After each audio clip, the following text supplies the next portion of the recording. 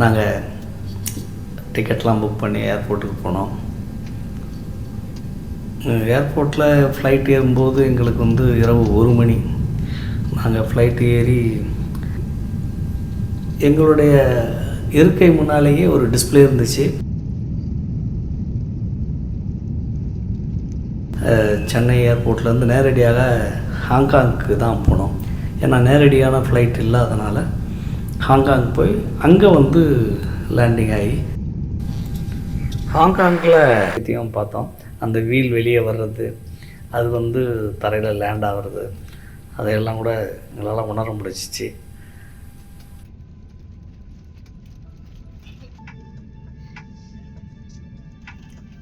ஒரு 3 மணி நேரம் நாங்கள் ஹாங்காங்கில் அந்த ஏர்போர்ட்டை சுற்றி பார்த்துக்கிட்டு இருந்தோம். அதுவே அவ்வளோ பிரம்மாண்டமாக இருக்குது. நிறைய அது ஒரு மிகப்பெரிய ஹப்பாக இருக்குது, இன்டர்நேஷ்னல் ஹப்பு.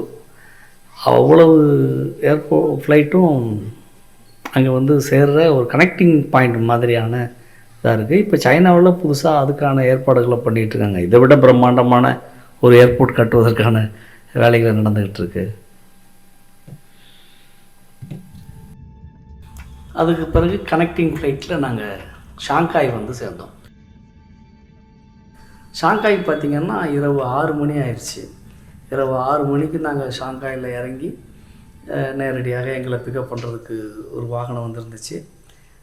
அதிலேருந்து நாங்கள் நேரடியாக எங்களுக்கு இந்த ரிவர் க்ரூஸ் பார்க்கறதுக்காக ஷாங்காயில் முதல் நாள்